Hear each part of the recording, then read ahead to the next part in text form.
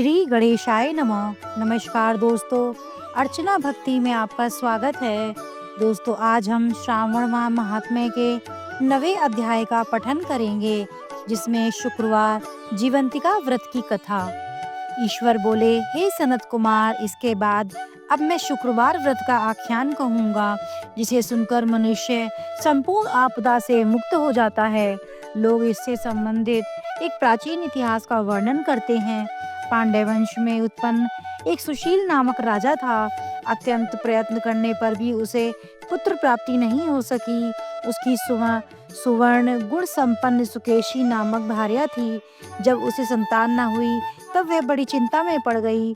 तब स्त्री स्वभाव के कारण अति साहस युक्त मन वाली उसने मासिक धर्म के समय प्रत्येक महीने में वस्त्र के टुकड़ों को अपने उदर पर बांधकर उदर को बड़ा बना लिया और अपनी प्रसूति का अनुकरण करने वाली किसी अन्य गर्भिणी स्त्री को ढूंढने लगी। भावी देवयोग में उसके पुरोहित की पत्नी गर्भिणी थी। तब कपट करने वाली राजा की पत्नी ने किसी प्रसव कराने वाली को इस कार्य में लगा दिया और उसे एकांत में बहुत धन देकर वह रानी चली गई। उसके बाद रानी को गर्भिणी जानकर राजा ने उसका पुंसवन और अनल लोभन संस्कार किया। 8वां महीना होने पर सीमंतोन्नयन संस्कार के समय राजा अत्यंत हर्षित हुए। इसके बाद उस पुरोहित पत्नी का प्रसव काल सुनकर वह रानी भी उसी के समान सभी प्रसव संबंधी चेष्टाएं करने लगी। पुरोहित की पत्नी चूंकि पहली बार गर्भवती थी, अतः प्रसूति कार्य के प्रति वह अनभिज्ञ थी और केवल प्रसव कराने वाली दाई के ही कहने में स्थित थी। तब उस दाई ने पुरोहित पत्नी के साथ छल करते हुए उसके नेत्रों पर पट्टी बांध दी और प्रसव के समय उसके पैदा हुए पुत्र को किसी के हाथ से रानी के पास पहुंचा दिया। इस बात को जो कोई भी नहीं जान सका। इसके बाद रानी ने उस पुत्र को लेकर यह घोषित कर दिया कि मुझे पुत्र रत्न की प्राप्ति हुई है। इन सब के बाद दाई ने पुरोहित की पत्नी की आंखों की पट्टी खोल दी।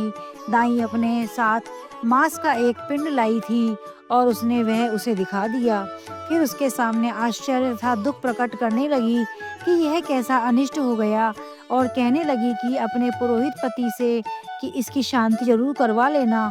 कहने लगी कि संतान नहीं हुई कोई बात नहीं, पर तुम जीवित हो यह अच्छी बात है। इस पर पुरोहित पत्नी को अपने प्रसव के स्पर्श चिंतन से बहुत संदेह हुआ।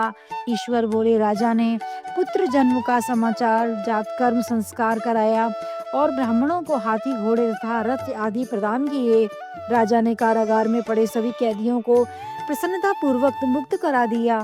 उसके बाद राजा ने सूतक के अंत में नामकर्म और अन्य सभी संस्कार किए। उन्होंने पुत्र का नाम प्रियव्रत रखा। हे सनत कुमार, श्रावण मास के आने पर पुरोहित की पत्नी ने शुक्रवार के दिन भक्ति पूर्वक देवी जीवंतिका का पूजन किया। दीवार पर अनेक बालकों सहित देवी जीवंतिका की मूर्ति बनाई। लिखकर पुष्प तथा माला से उनकी पूजा करके गोधूम की पीठी के बनाए गए 5 दीपक उनके सम्मुख उसने जलाए और स्वयं भी गोधूम का चूर्ण भक्षण किया और उनकी मूर्ति पर चावल फेंका और कहा कि हे जीवंती, हे करुणालवे, जहाँ भी मेरा पुत्र विद्यमान हो आप उसकी रक्षा करना। यह प्रार्थना करके उसने कथा सुनकर यथाविधि नमस्कार किया। तब जीवंतिका की कृपा से वह बालक दीर्घायु हो गया और वे देवी उसकी माता की श्रद्धा भक्ति के कारण दिन रात उस बालक की रक्षा करने लगी। इस प्रकार कुछ समय बीतने पर राजा की मृत्यु हो गई। तब पितृभक्त उनके पुत्र ने अपने परलौकिक क्रिया संपन्न की। इसके बाद मंत्री तथा पुरोहित ने प्रियव्रत को राज्य का अभिषिक्त किया। तब कुछ वर्षों तक प्रजा का पालन करके तथा राज्य भोग कर वह पितरों के ऋण से मुक्ति के लिए गया जाने की तैयारी करने लगा। राज्य का भार वृद्ध मंत्रियों पर भक्ति पूर्वक सौंपकर और स्वयं के राजा होने पर भाव त्याग कर उसने कार्पटिक का शेष धारण कर लिया और गया के लिए प्रस्थान किया। मार्ग में किसी नगर में किसी गृहस्थ के घर में उन्होंने निवास किया। उस समय उस गृहस्थ की पत्नी का प्रसव हुआ था। इसके पहले षष्ठी देवी ने उसके 5 पुत्रों को उत्पन्न होने के 5वें दिन मार दिया था। यह राजा भी उस समय 5वें दिन ही गया हुआ था। रात में राजा के सो जाने पर उस बच्चे को ले जाने के लिए षष्ठी देवी आई।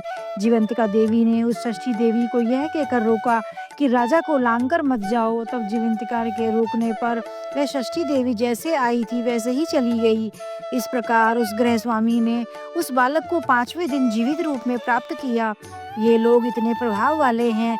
यह देखकर उस गृहस्थ ने राजा से प्रार्थना की कि हे राजन, आपका निवास आज के दिन मेरे ही घर में हो। हे प्रभु, आपकी कृपा से मेरा छठा पुत्र जीवित रह गया है। उसके इस प्रकार प्रार्थना करने पर करुणानिधि उस राजा ने कहा कि मुझे तो गया जाना है। तब राजा गया के लिए प्रस्थान कर गए। वहां पिंडदान करते समय विष्णुपद वेदी पर कुछ अद्भुत घटना हुई। उस पिंड को ग्रहण करने के लिए 2 हाथ निकल कर आए। तब महान विस्मय युक्त राजा संशय में पड़ गए और पुनः पिंडदान कराने वाले ब्राह्मण के कहने पर उन्होंने विष्णु पद पर पिंड रख दिया। इसके बाद उन्होंने किसी ज्ञानी और सत्यवादी ब्राह्मण से इस विषय में पूछा। तब उस ब्राह्मण ने उनसे कहा कि ये दोनों हाथ आपके पितरों के थे। इसमें संदेह हो तो घर जाकर अपनी माता से पूछ लीजिए, वह बता देगी कि तब राजा जीवित राजा चिंतित तथा दुखी हुए और मन में अनेक बातें सोचने विचारने लगे। वे यात्रा करके पुनः वहां गए जहां वह बालक जीवित हुआ था। उस समय भी उस स्त्री को पुत्र उत्पन्न हुआ था और वह उसका 5वां दिन था। पर वह जो दूसरा पुत्र हुआ था उसे लेने रात में फिर वही षष्ठी देवी आई।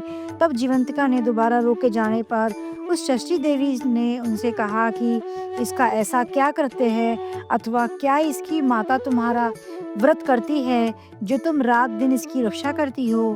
तब षष्ठी का यह वचन सुनकर जीवंती ने धीरे से मुस्कुराकर इसका सारा कारण बताया। उस समय राजा शयन कर बहाना बनाकर वास्तविकता जानने के लिए जाग रहा था।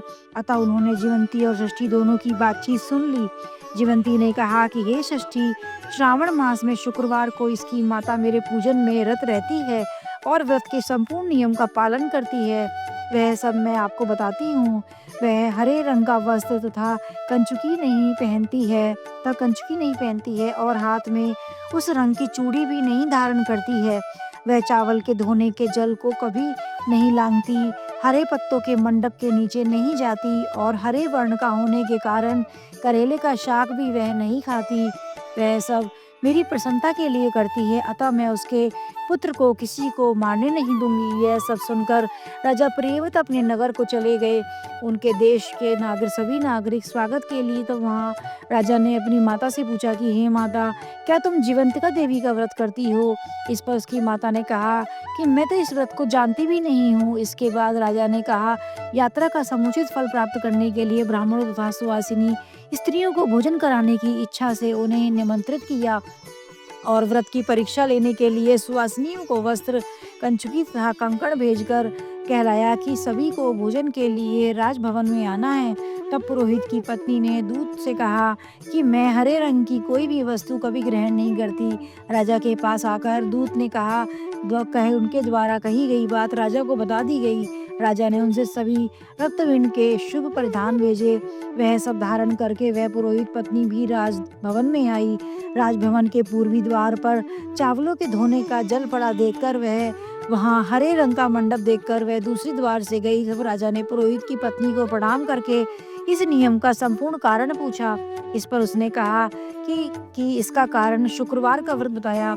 उस प्रिय व्रत को देखकर उन दोनों स्तनों में से दूध निकलने लगा। दोनों वृक्ष स्थलों ने उस राजा को दुग्ध की धाराओं से पूर्ण रूप से सिंचित कर दिया। तब गया में विष्णुपदी पर निकले दोनों हाथ जीवंतिका तथा षष्ठी दोनों देवियों के वार्तालाप तथा पुरोहित पत्नी के स्तनों से दूध निकलने के द्वारा राजा को विश्वास हो गया कि मैं इसी का पुत्र हूँ। उसके बाद पालन पोषण करने वाली माता के पास जाकर विनम्रता पूर्वक उन्होंने कहा कि हे माता, डरो मत, मेरे जन्म का वृतांत सत्य सत्य बता दो। यह सुनकर सुंदर केशों वाली रानी ने सब कुछ सच सच बता दिया।